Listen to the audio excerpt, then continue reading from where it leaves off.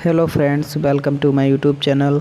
तो आज के इस टॉपिक में हम आपको एक प्रैक्टिकल वीडियो में बताने वाले हैं कि किस तरीके से ब्लड बैंक में हमारे जो अरेंजमेंट हम करते हैं, कौन कौन सी इसमें मशीनें होती हैं, कौन कौन से डिपार्टमेंट होते हैं ब्लड बैंक में, जैसे कि टीटीआई लैब हो गया, एमआरडी रूम हो गया, सेरोलॉजी रूम हो गया और डोनर ब्लीडिंग जहाँ हम ब्लड कलेक्शन करते हैं, और एक एफरेसिस रूम हो गया।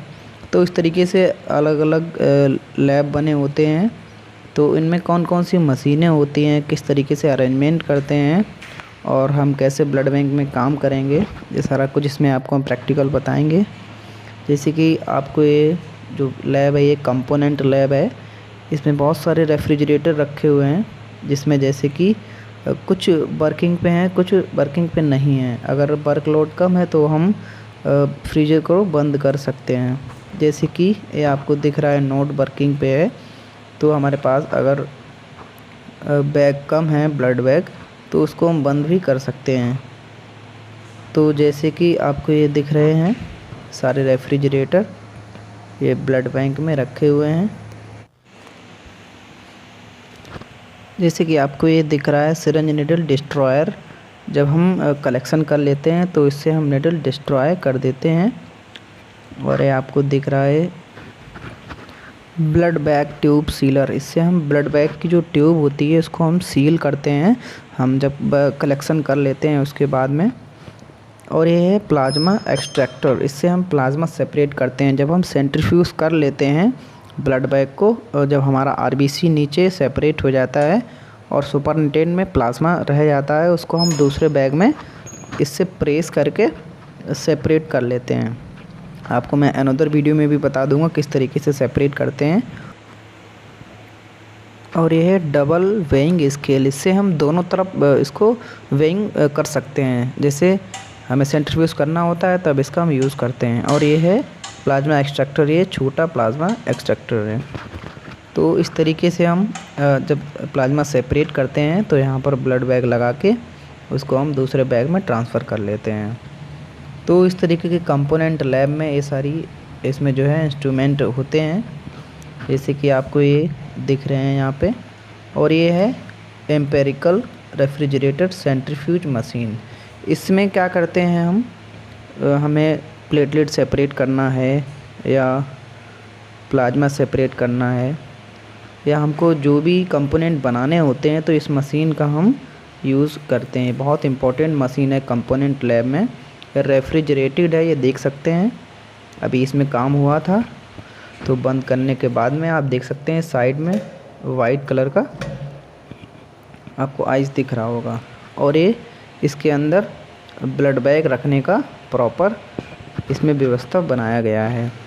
तो हमको जब प्लेटलेट बनाना है या कोई भी कंपोनेंट अगर बनाना है तो इस मशीन को हम यूज़ करेंगे। आगे वीडियो में कोई अगर दूसरी वीडियो में मैं आपको बता दूंगा। ये है टेस्टेड यूनिट। ये प्लेटलेट एजिटेटर इंक्यूबेटर है। इसमें हम प्लेटलेट को स्टोर करते हैं 5 दिनों के लिए। इसमें बहुत सारे कंपोनेंट लैब में एमसीक्यू क्वेश्चंस भी बनते हैं, जो हमारे लिए बहुत इंपॉर्टेंट हैं। कोई भी अगर एग्ज़ाम है गवर्नमेंटेड तो उसके लिए बहुत इम्पोर्टेंट है। जैसे कि ये कितना टेम्परेचर होना चाहिए एजिटेटर का, और कितने टेम्परेचर पे हम सारे कंपोनेंटों को अलग अलग करके रखते हैं, सारा कुछ आपको इसमें याद होना चाहिए। तो इस तरीके का प्लेटलेट एजिटेटर आपको देखेगा किसी भी, अगर आप ब्लड बैंक में काम करते हैं आपको सारा नॉलेज होनी चाहिए। जब ब्लड बैंक एक बहुत सेंसिटिव, इसमें हमें काम करना होता है। पेशेंट की बहुत ज़्यादा इसमें प्रॉब्लम हो जाएगी अगर ज़रा सी भी इसमें मिस्टेक हो गई तो ये प्लेटलेट एजिटेटर आप देख सकते हैं, अंदर ये अपने आप मूव करता रहता है। जब हम इसको खोल देंगे तो ये मूव नहीं करेगा। तो इसमें हमारा जो है प्लेटलेट स्टोर किया हुआ है। ये हमारे इसमें इस तरीके से ब्लड बैग रखे हुए हैं। तो ये हमारा 50 ml प्लेटलेट बना के रखा हुआ है। इसमें किस डेट को हमने बनाया है और क्या एक्सपायरी है, ये इसमें ज़रूर मेंशन करना होता है, और कौन से ग्रुप का है, इसमें सारा कुछ हमें मेंशन करना होता है। तो ये सारे अलग अलग ग्रुप के अलग अलग चैम्बर में हमने यहाँ पे रखे हुए हैं और ये इस समय ये चल रहा है। तो इस तरीके से आपको ये फ़ैन इसके दिख रहे होंगे। ये 22 से 24 डिग्री सेंटीग्रेड पे हम प्लेटलेट को रखते हैं।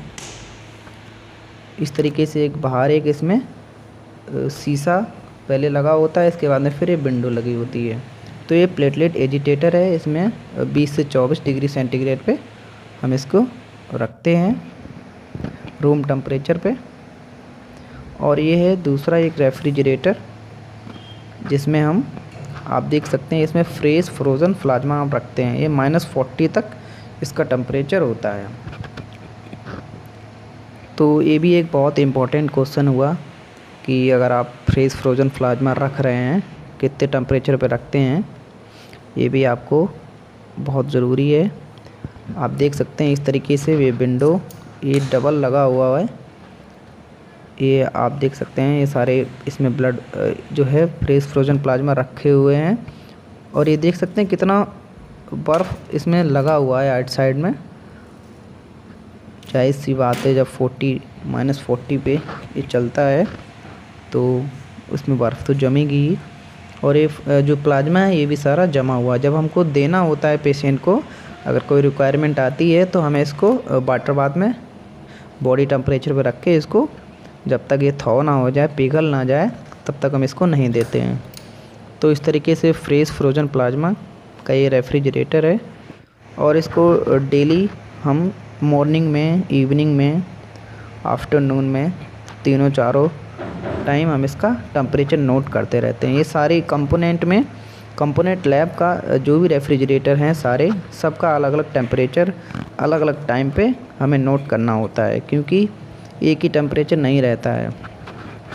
एक चार्ट बना होता है, उस चार्ट पे हम मॉर्निंग का और 1 बजे का, इसके बाद में फिर हम इवनिंग में, नाइट में, ये 24 घंटा इसका हम टेम्परेचर नोट करते रहते हैं।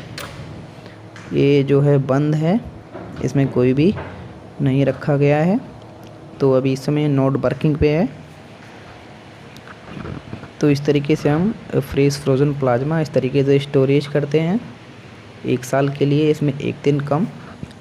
और इसमें ये भी क्वेश्चन बनता है कि कितने साल के लिए इसमें हम रखते हैं, कितने टेम्परेचर पे रखते हैं, और प्लेटलेट को कितना टेम्परेचर देते हैं या इंक्यूबेटर में रखते हैं। सारा कुछ हमें इसमें ये याद करना होगा, कितने टेम्परेचर पे रखते हैं और कितने दिन के लिए रखते हैं। ये बहुत क्वेश्चन इंपॉर्टेंट इस कंपोनेंट से बनते हैं।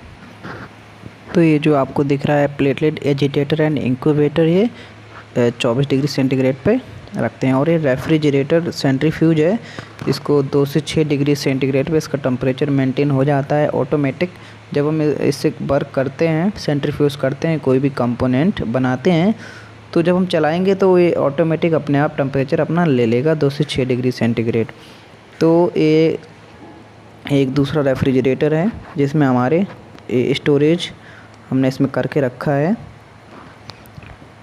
आप देख सकते हैं इसका इस समय 4 डिग्री सेंटीग्रेड टेम्परेचर है।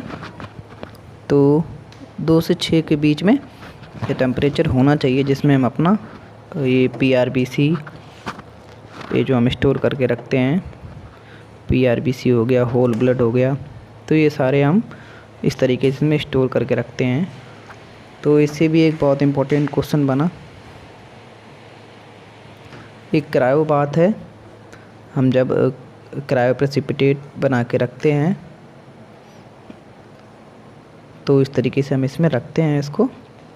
तो सारे कंपोनेंट अलग अलग हम अलग अलग टेम्परेचर पे इसको हम रखते हैं।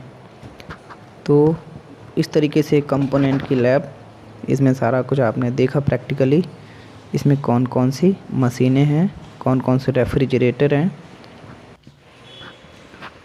और अब आपको हम लेके चलते हैं TTI लैब में ट्रांसफ्यूज़न ट्रांसमिटेड डिसीज़, जो भी इन्फेक्शन होते हैं, जैसे HIV हो गया, HBCG हो गया, SCB हो गया। तो इसमें हम इस लैब में हमें करना क्या होता है, इसमें हम एलाइजा लगाते हैं। ब्लड बैंक में मोस्टली एलाइजा ही लगते हैं। ये बहुत इम्पॉर्टेंट एक लैब है जिसमें हम एलाइजा लगाएंगे, HIV, HBCG, SCB का, BDRL का, ये सारे जो है इस तरीके की इस मशीन TTI लैब में आपको देखने को मिल जाएगी ब्लड बैंक में। ये जो मशीन आपको दिख रही है एलाइजा रीडर है। तो इस समय अभी ये वर्किंग पे नहीं है, जब हम इसको लगाएंगे तब आपको मैं वीडियो बना के दे दूँगा। तो इस तरीके से एलाइजा रीडर है और इसमें एलाइजा वॉशर भी है और BDRL शेकर भी है। तो ये जो है एलाइजा वॉशर है, इससे हम माइक्रोडेटर बेल जो होती हैं उसको हम वॉश करते हैं। मैनुअली भी कर सकते हैं लेकिन वो एक्यूरेट नहीं होता है, तो इसलिए ब्लड बैंक में हम एलाइजा वॉशर भी यूज़ करते हैं। इससे जल्दी भी हो जाता है और एक्यूरेट काम होता है। इस वॉशर से अच्छा जो है एक्यूरेसी आती है। इस तरीके से हम यहाँ पर माइक्रोडेटर प्लेट लगाते हैं और ये ऑटोमेटिक हमें इसमें जो है सेव करते हैं। सेव करने के बाद में ये ऑटोमेटिक अपने आप वॉश करके हमें अपने टाइम पे दे देता है। तो TTI लैब में आपने देखा कि एलाइजा की मशीन है, वॉशर रखा हुआ है। इस तरीके के आपको इसमें इंस्ट्रूमेंट देखने को मिल जाएंगे आप किसी भी ब्लड बैंक में अगर काम करते हैं। और ये आपको दिख रहे होंगे रेफ्रिजरेटर है एक, तो इसको हम सारे रीजेंट इसमें रखे हुए हैं। AHG कोम टेस्ट कार्ड, तो कोम टेस्ट भी हम लगाते हैं ब्लड बैंक में। और ये AHG कार्ड है, आप देख सकते हैं इस तरीके का होता है। इससे हम डायरेक्ट इनडायरेक्ट कोम टेस्ट और क्रॉस मैच भी हम लगाते हैं। इस तरीके से इसमें हम सारा कार्ड जो भी ट्राई डॉट है ब्लड बैंक में mostly tri dot card use ही किए जाते हैं। तो HIV, HPCG, SCB स्क्रीनिंग के लिए हम ट्राई डॉट यूज़ करते हैं। तो TTI लैब में आपने देखा कि क्या क्या इसमें रखा हुआ है। और ये इंक्यूबेटर है, इसमें जब हम एलाइजा लगाते हैं तब हमें टेम्परेचर देना होता है रिएक्शन करवाने के लिए एंटीजन एंटीबॉडी का। और ब्लड बैंक में एक सबसे ज़्यादा ध्यान रखने वाली बात है रजिस्टर मेंटेन करना। अलग अलग लैब में आपको मिल जाएगा, TTI में अलग रजिस्टर मिलेगा एलाइजा के लिए, और क्रॉस मैच में क्रॉस मैच का रजिस्टर, कंपोनेंट में कंपोनेंट का रजिस्टर। चलिए आपको फिर हम अब लेके चलते हैं MRD रूम में। इसमें सारा आपको ब्लड बैंक का रिकॉर्ड मिल जाएगा, सारे इसमें रजिस्टर रखे रहते हैं। और जो भी हम ब्लड बैग वो होते हैं उसके ऊपर जो हम चिट बना के देते हैं TTI की, सारी कुछ इसमें रखी रहती हैं। और ये जो आपको इसमें इंस्ट्रूमेंट दिख रहा है स्टरलाइजेशन रूम में, ये हॉट एयर ओवन है। इसमें हम अपने ब्लड बैंक के इंस्ट्रूमेंट जो यूज़ करने में होते हैं तो उनको हम इंस्टलाइज करते हैं। ये ऑटोक्लेव है, ये आप सभी ने देखा ही होगा जब माइक्रोबायोलॉजी डिपार्टमेंट में गए होंगे। तो ये ऑटोक्लेव है, इसको हम 121 डिग्री सेंटीग्रेड पे 15 मिनट के लिए इसको करते हैं। तो सेरोलॉजी लैब है, ये अलग अलग लैब हैं।